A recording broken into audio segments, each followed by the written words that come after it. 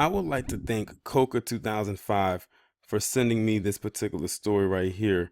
And this has to be one of the most sickest rape stories I have ever come across in my life. In this picture, you see on the left an individual by the name of Aaron Campbell. And on the right is a picture of a little girl by the name of Alicia McPhail. So this individual, Aaron Campbell, and they say that he's a teen, and he's 16 years of age. This individual right here brutally raped this girl, and then he murdered her. But that's not the worst part of the whole thing. After he brutally raped and murdered this girl, he walks back to his home and just casually takes a shower as if nothing happened. Like, I wish y'all could see the surveillance footage that I'm looking at right now. I'm looking at it right now as I'm talking.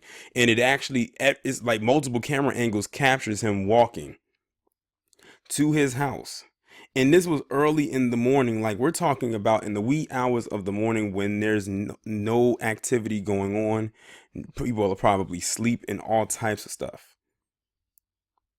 Like, and I think they just now released this surveillance footage. I'm gonna go ahead and read this article. It says Aaron Campbell, age 16, could be seen creeping back to shower in the early hours of the morning after abducting the little girl from her bed of the Scottish island of Bute in July of last year. So this happened overseas.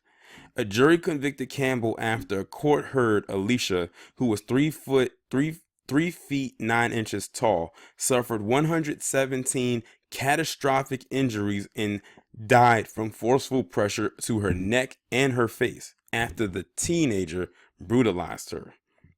Horrifying details were today released or today revealed that Campbell had become obsessed by the internet horror character the Slender Man. I have heard of that character. I have heard of that.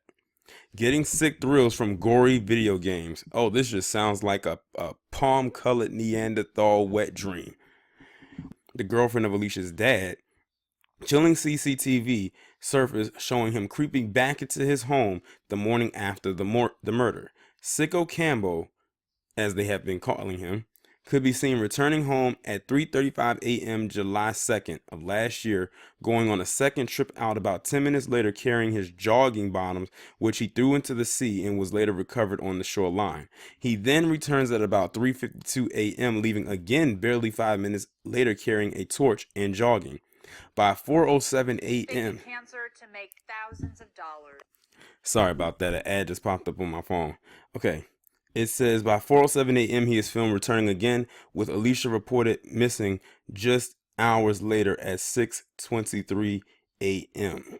It says the footage comes after the teen's mom told Glasgow High Court that she was surprised to see the CCTV footage as she believed he had been in bed.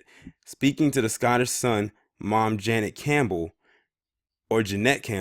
said her heart sank when she saw the footage of him disappearing in the middle of the night, the exact moment Alicia disappeared from her bed. The mom then said she was urged to check footage from last July 2nd by the aunt of Tony McLaughlin, Alicia's dad's lover. Ms. Campbell recalled she said to me, "Look at 2 a.m. onwards because that's the last time Tony saw her in the bed. I looked and saw him coming home. I hadn't seen him leave, so I rewound it a little bit. He went out about 1:57 a.m. and came back at around 3 a.m., so he was out for a good hour. When he got home, he stripped off, left all of his clothes at his backside in the bathroom, and then he went out again in shorts. My heart dropped a bit when I saw that. I thought, where is he going? I waited for my friend to finish work and said to her, look, I've gone through that CCTV from the time that you said, and he was gone out and came back." She said, "Well, you better phone the police." The mom grilled the beast on his mystery trips and said she knew his feet were dirty because he left without any shoes at one point. But the brazen individual denied any wrongdoing and told her, "I think I was looking for my phone. I think I dropped it when I was out." The mother told how she eventually called the cops, probing the find in Rothesay Boot to eliminate her boy from inquiries. She recalled how the computer games fanatic didn't seem fazed and shrugged it off like he didn't care. You know what? I'm going to just go ahead and stop reading right there because, like, this is a lot. Like, this is a lot. And see, the thing, if he was in America, if he was in the States, they would say, oh, we just blame it on the video games. I remember when Grand Theft Auto first came out, or the Grand Theft Auto Vice City, or maybe it was the third one, first came out, and they tried to blame that game on the reason why you had people stealing people's cars and going on so-called missions. And I said, no, don't blame it on the games, blame it on them. They know exactly what they're doing. But this shit right here is sick.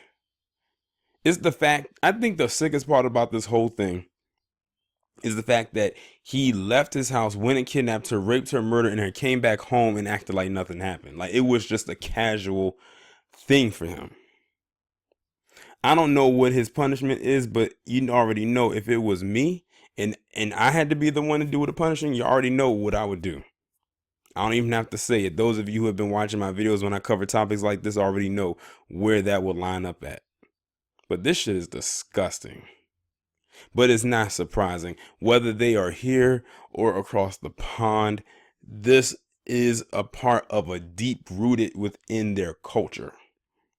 There's no if, ands, or buts about it. Yes, we know there are rapists in all cultures and we know in all backgrounds, but they take the cake. Like, really. But y'all let me know what you think about this down in the comments. Like, share, subscribe. I'll post the link to the article down below. I mean, in the description if you want to choose so to read on, because it goes through a timeline and everything. Like, they literally really broke this all the way down. And I'll talk to you in the next one.